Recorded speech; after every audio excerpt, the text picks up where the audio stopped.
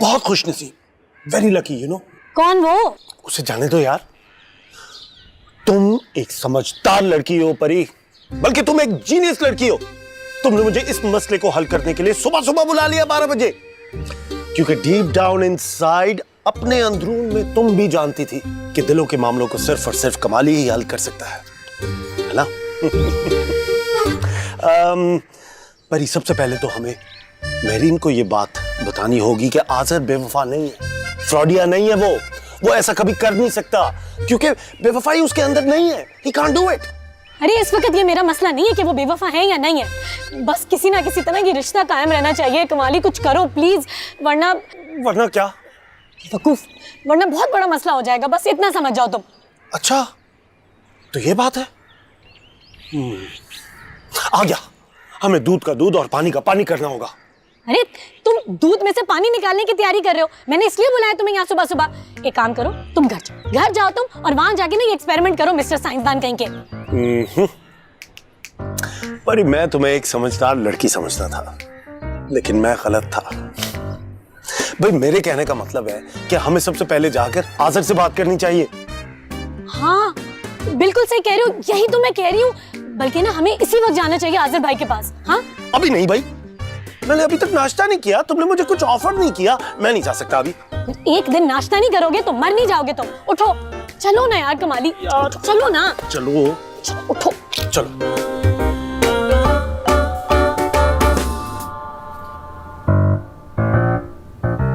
यार आज़र भाई आप ऑफिस क्यों नहीं गए यार? अरे यार इन हालात में क्या ऑफिस जाता, कोई मेहरीन को बनाए। अरे आप मेहरीन को मनाने की फिक्र छोड़े और इसाक साहब को मनाने की कोई फिक्र करें। यानी तुम? जी उनको सब पता चल चुका है और वो इंतहाई गुस्से में है। बेचारी मेहरीन। कोई बेचारी मेहरीन नहीं, बेचारा मैं हूँ। कितनी कॉल्स की है मैंने, एक जवाब नहीं दिया उसने मुझे। उस चीज को छोड़े, जब मामू ने साफ साफ इनकार कर दिया तो अब इस चीज का क्या फायदा है? वो पहले से ही राजी नहीं थे और अब तो उनकी दिली मुराद पूरी हो गई है। बल्कि मैं तो कहता हूँ कि जो लड़की भेजी ना, उन्हीं की साजिश। क्या एक मिनट, तो वो लड़की आपने नहीं बुलाई थी वहाँ? और क्या हो गया तुम सब लोगों को? मैं क्यों बुलाऊंगा उसको? मुझे पता भी नहीं है कि वो कब इस शहर में आई, पता नहीं कितने दिन के लिए आई है, कि उसके बच्चे हैं भी कि नहीं है, मुझे क्या पता। बल्कि मैं ये भी कहूंगा कि उससे मेरा कोई कभी ताल्लुक नहीं रहा, कभी भी नहीं।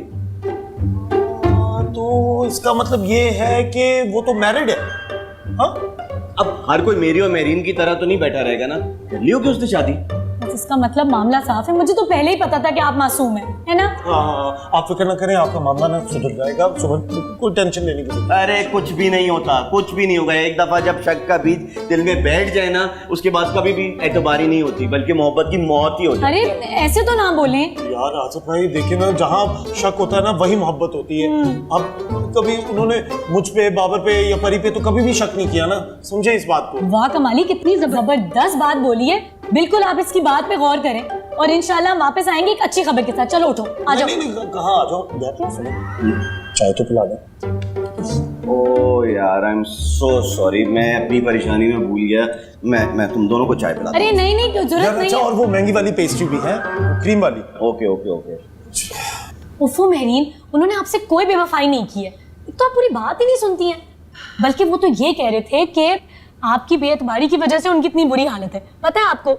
और वो ये भी कह रहे थे कि अगर आप थोड़े और दिन उनसे नाराज रही ना तो हॉस्पिटल में एडमिट हो जाएंगे वो। हाँ, और फिर पता नहीं वहां से वापस घर आए या कब्रिस्तान ही चले जाएं। इतना बीमार है वो क्या? आपको क्या है वैसे, हम सबको क्या फर्क पड़ता है ना? अच्छा और क्या कह रहे थे? और ये भी कह रहे थे कि उनको बहुत बुरा लगा कि आपने उनके पाक बहन भाई वाले रिश्ते पे भी शक किया और इल्जाम लगाया। बहन भाई?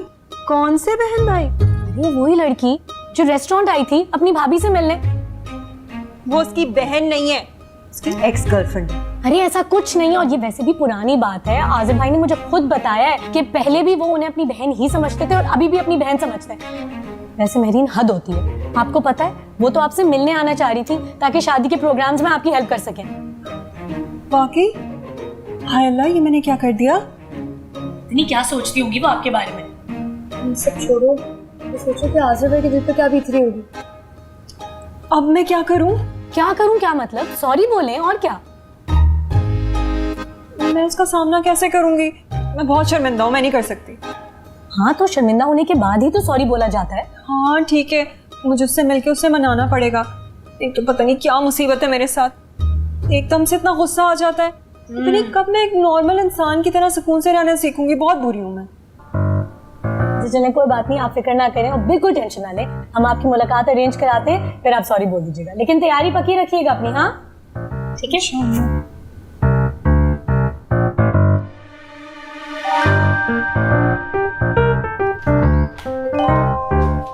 अस्सलाम वालेकुम। वालेकुम अस्सलाम।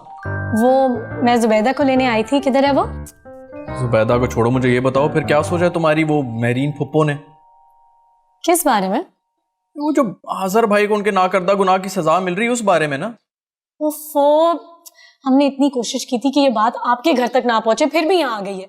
यकीनन ये बैदी की कारस्तानिया है ना? किधर है वो? जुबैदा, जुबैदा। हाँ, गुस्सा करने की जरूरत नहीं, ये गुस्सा आपकी मेहरीन फुप्पो पे ही जचता है। और वैसे भी मुझे जुबैदा ने नहीं बताया, आजर भाई ने खुद बताया। मुझे एक बात बताओ, ये हमसे क्यों इतनी राजदारी बरती जा रही है? देखिए, अगर दादी जान को पता चल गया ना तो मेरा मोमानी जान का ये मानना है कि एक नया स्यापा खड़ा हो जाएगा। हमारे घर में तो वैसे भी मामू इस मसले को लेके आपको पता है कितने संजीदा है। अब इधर दादी भी हो जाएंगी तो मुश्किल हो जाएगी।